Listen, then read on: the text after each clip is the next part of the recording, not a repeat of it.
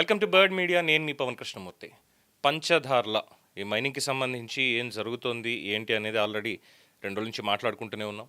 అలాగే సీఎం రమేష్ గారు మౌనంగా ఎందుకున్నారు అన్నటువంటి ప్రశ్న కూడా ఉత్పన్నం అవుతోంది. ఎందుకంటే జనసేన వంశీ అనేటువంటి వ్యక్తి అక్కడ నేత ప్రధానంగా ఆయన పేరు కూడా తీసుకుని వచ్చారు. అది మాత్రమే కాకుండా గతంలో వైఎస్ఆర్సీపీ హయాంలో 2019-24 మధ్య కాలంలో కూడా ఏం జరిగింది అనేది తన వీడియోలో ఎక్స్ప్లెయిన్ చేశారు. ఒకసారి చూసారుగా.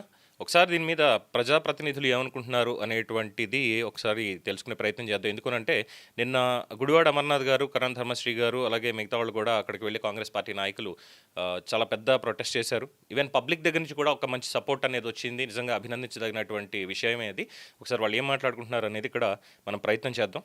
సో మనతోటి కరణ్ ధర్మశ్రీ గారు ఉన్నారు. ఒకసారి వారిని అడిగి ఇక్కడ ఏం జరుగుతుందని తెలుసుకుందాం. సార్ నమస్తే. సార్ నమస్కారం అండి. సార్, ఈ పంచదారులకు సంబంధించి అసలు ఏంటి ఈ పూర్తి వివాదం? అది ముఖ్యంగా ఏంటంటే ప్రజల పాయింట్ ఆఫ్ వ్యూలో అది పవిత్రమైనటువంటి శైవ క్షేత్రం.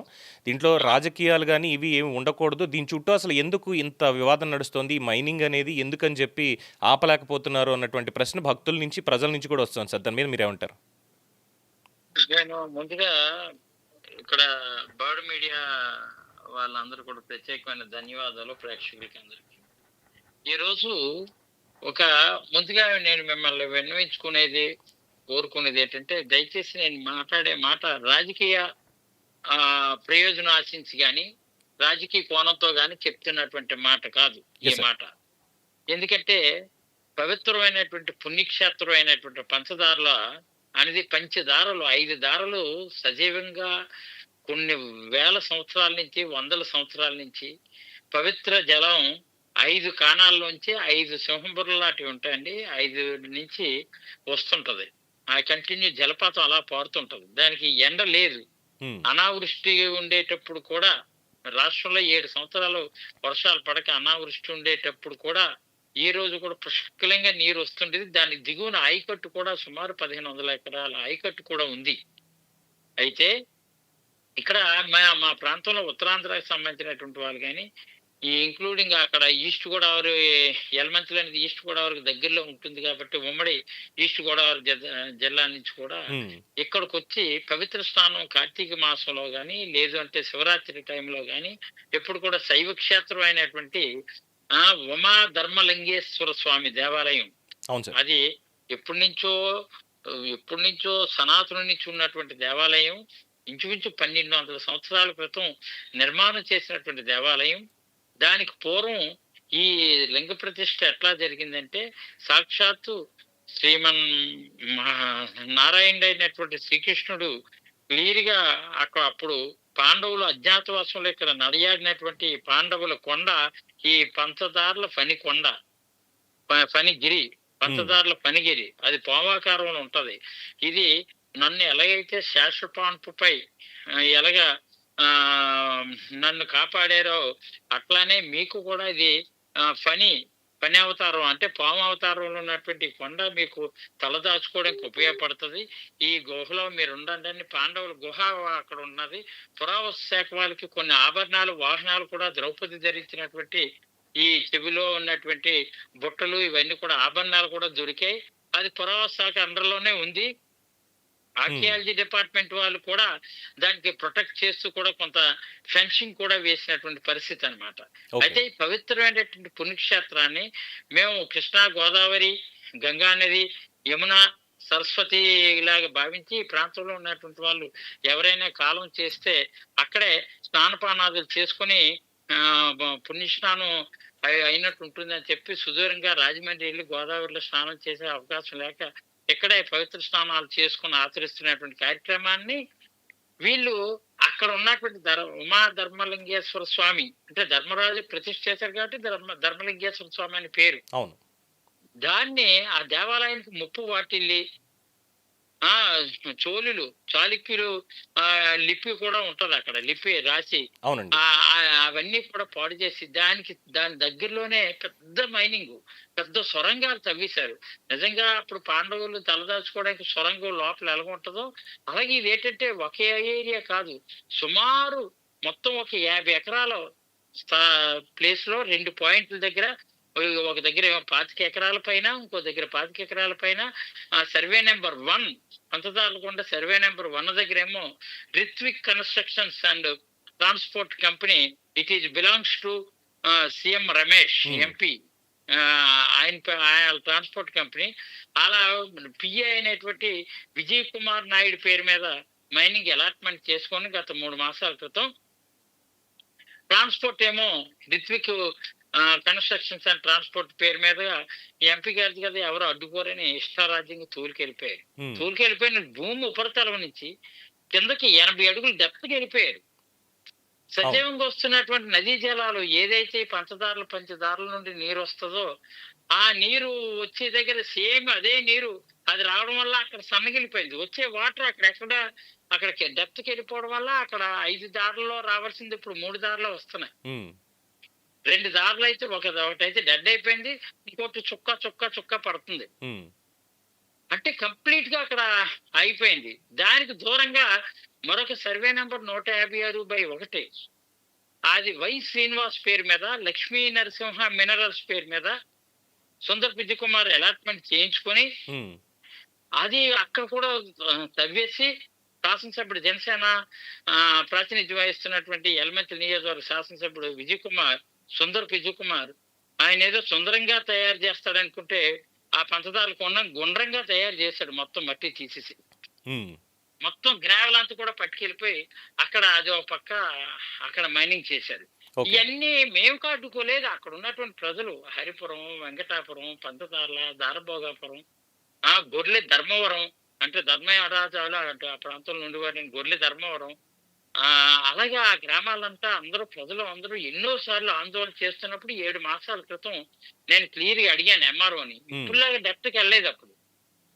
అప్పుడు వెళ్ళి చూసి ప్రజలతో వెళ్ళి అక్కడ పరిశీలించాం. ఎన్ఆర్జిఎస్ వర్క్స్ జరుగుతున్నది. Hmm. ఎప్పుడు గత 7 మాసాల క్రితం Okay. అంటే జనవరిలో సంక్రాంతి టైంలో Okay. వెళ్ళి చూసిన తర్వాత ఇది మంచిది కాదు కదా, ఆఫ్ చేయండి అనేసి ఎంఆర్ఓ అని అడిగాను. ఇప్పుడున్న ఎంఆర్ఓ కాదు, ఇంకొక ఎంఆర్ఓ. ఏం చేస్తాం సార్, లేదు పర్మిషన్ తెచ్చుకుంటారు, నైట్ టైం వద్దన్నా కంట్రోల్ అన్నా తవ్వేస్తున్నారు అన్నారు. Hmm. తర్వాత ఒక 3 మాసాల క్రితం వెళ్ళిన తర్వాత ఇదే టైం కలెక్టర్ గారికి ఎవిడెన్స్ తో సహా ఫోటోలు అవి తీసి పెట్టాం. Hmm. కలెక్టర్ గారికి పెట్టాము, ఆర్డీఓ గారికి పెట్టాము, వాట్సాప్ లో పంపించాము, అలాగే ఏడీ విజిలెన్స్ వాళ్ళకి పెట్టాము, డైరెక్టర్ ఆఫ్ మైన్స్ ఏడీకి పెట్టాము, ఈ director of mines Chandrasekhar Vijayawada పెట్టాము, Mukesh Kumar Meena principal secretary of mining ఆయనకి పెట్టాము.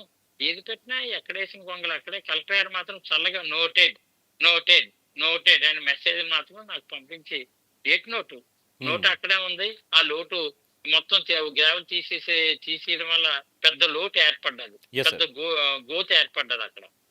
సిచ్యువేషన్ ఇది. ఎంత పవిత్రమైన పుణ్యక్షేత్రాన్ని ఎందుకు సర్వనాశనం చేస్తున్నారు? Yes. మాట్లాడితే హైందవ సంస్కృతి, హైందవ ధర్మం అంటున్నటువంటి వాళ్ళు, బీజేపీ వాళ్ళు మెయిన్ ఏదంటే హిందుత్వాన్ని కాపాడడం. అలాగే ఆ బీజేపీ ఎంపీ అయినటువంటి సీఎం రమేష్ ఇష్టారాజ్యంగా దోచుకెళ్ళిపోవడం. ఇక్కడ జనసేన పార్టీ మాట్లాడి సనాతనం అనేవాడు కదా, మెట్లకి అడిగాడు కదా, అపవిత్రం జరిగిందని అన్నారు కదా. ఇక్కడ అపవిత్రం జరిగింది, మరి ఇక్కడ ఎవరికి అడుగుతాడు?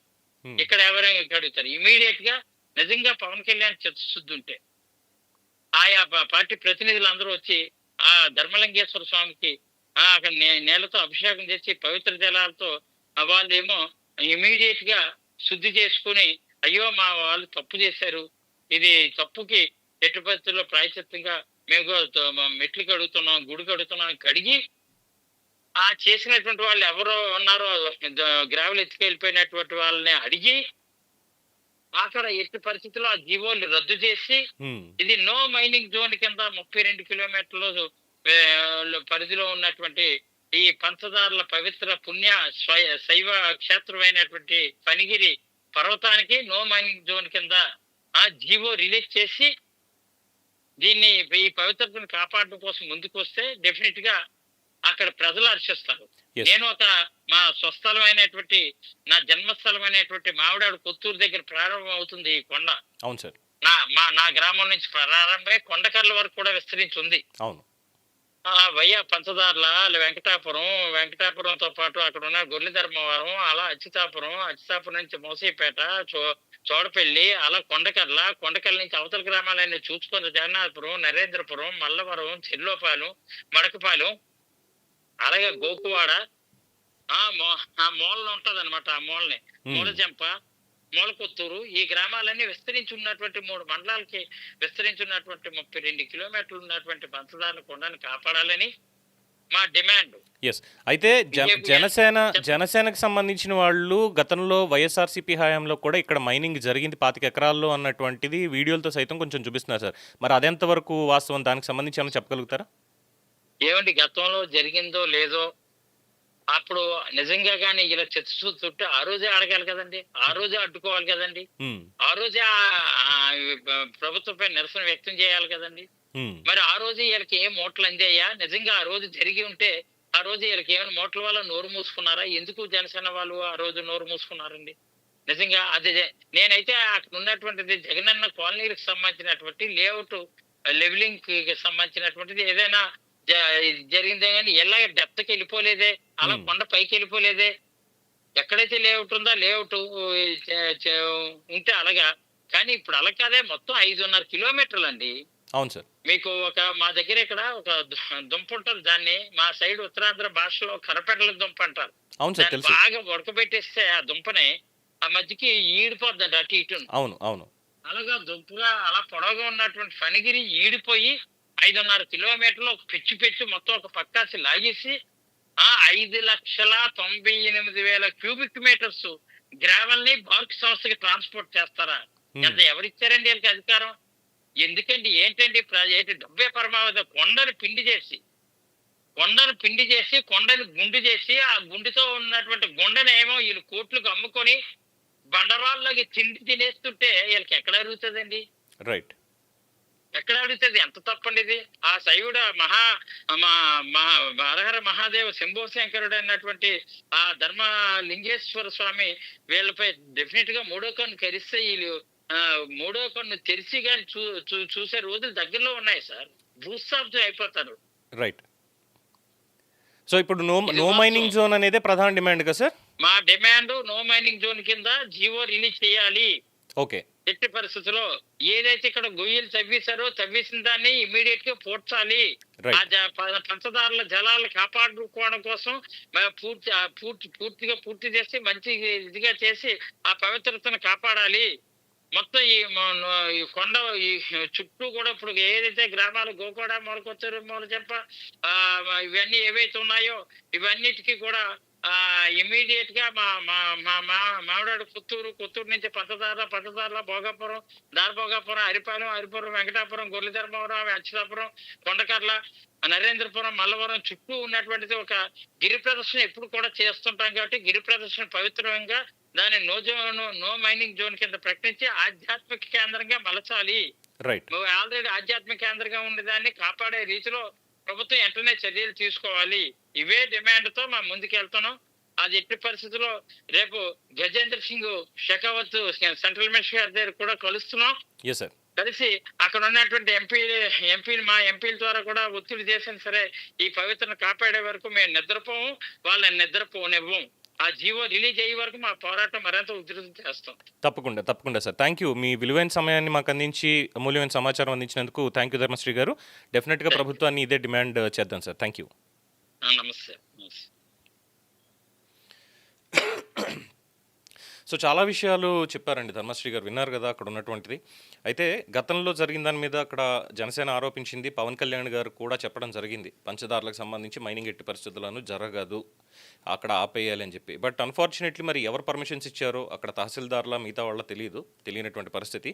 ఇన్ఫ్యాక్ట్ గుడివాడ అమర్నాథ్ గారితో కూడా మాట్లాడడం జరిగింది. బట్ ఆయన వేరే మీటింగ్లో ఉన్నారు కాబట్టి ఇప్పుడు నేను మాట్లాడలేను అన్నారు కాబట్టి తర్వాత మళ్ళీ వారు ఒపీనియన్ తీసుకుందాం. అలాగే సుందరపు విజయ్ కుమార్ గారికి కూడా ప్రయత్నం చేశాం. బట్ వారు కూడా ఏదో మీటింగ్లో బిజీగా ఉన్నట్టున్నారు. And definitely will get his opinion also.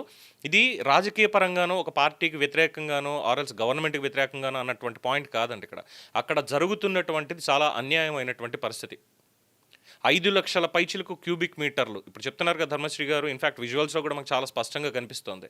అలాగే అక్కడ పంచదారల ఏదైతే ఆలయంలోకి ఆ జలధార వస్తుందో వచ్చేది కూడా పూర్తి బురదమయం అయిపోయి, ఇప్పుడు దీనికి లాజికల్ చెప్తారు మళ్ళీ ఏంటంటే వర్షాకాలం కదమ్మా బురద నీళ్ళు మామూలుగానే వస్తాయి, గోదావరిలో ఇప్పుడు శీతాకాలంలో నీళ్ళు చూసినప్పుడేమో పైకి మనకు తెల్లగా చక్కగా నీలంగా కనిపిస్తూ ఉంటాయి, అదే వరదలు వచ్చినప్పుడు ఒక్కసారిగా చూస్తే మొత్తం అంతా కూడా బ్రౌన్ కలర్లో కనిపిస్తుంది కదా వాటర్, మరి దానికి ఏం చెప్తారు అనేటువంటి దిక్కుమాలిన లాజిక్లు మాట్లాడకూడదు ఇక్కడ.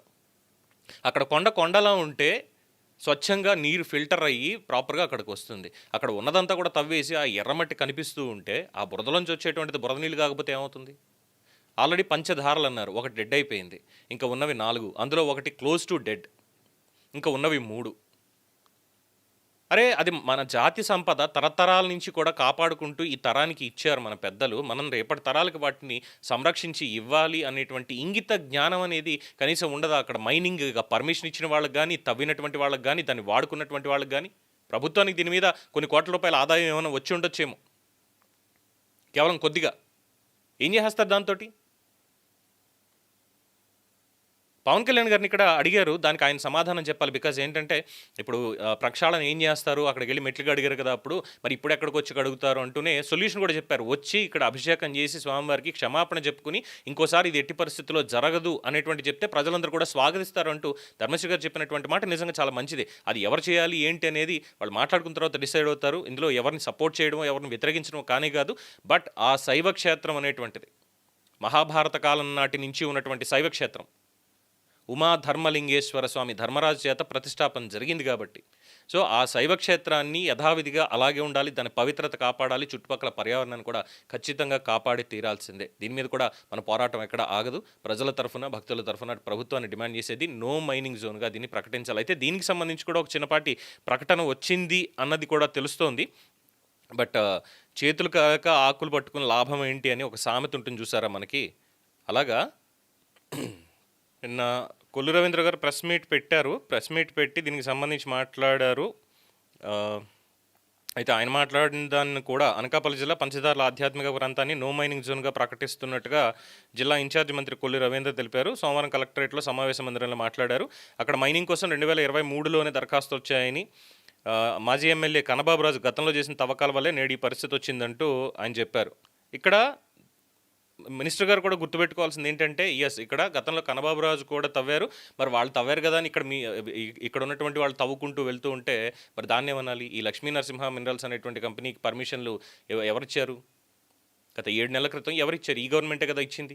మరి అక్కడ ఉన్నటువంటి తహసీల్దార్ ఇక్కడ తీసుకొచ్చి ఇక్కడ తవ్వుకోవచ్చు అని ఏ విధంగా చెప్పగలిగారు? పక్కన ఉన్నటువంటి క్షేత్రం గురించి తెలియదా అని కూడా చాలామంది ప్రశ్నిస్తున్నారు. సరే, ఏదైనప్పటికీ కూడా నో మైనింగ్ జోన్ కింద ప్రకటిస్తారు, మరి ఇప్పటివరకు జరిగినటువంటి డ్యామేజ్ని ఎవరు పూడుస్తారు అన్నటువంటి ప్రశ్న కూడా ఇక్కడ ఉత్పన్నం అవుతుంది. చూద్దాం మరి ఎటువంటి సమాధానాలు దీని మీద వస్తాయి అనేది. దీని మీద మీ అభిప్రాయం తెలియచేయండి. చూస్తూనే ఉండండి ది బర్డ్ మీడియా. ఈ వీడియో మీకు నచ్చినట్లయితే లైక్ చేయండి, షేర్ చేయండి, సబ్స్క్రైబ్ చేయండి. మరిన్ని అప్డేట్ల కోసం మా వాట్సాప్ ఛానల్ను ఫాలో చేయండి.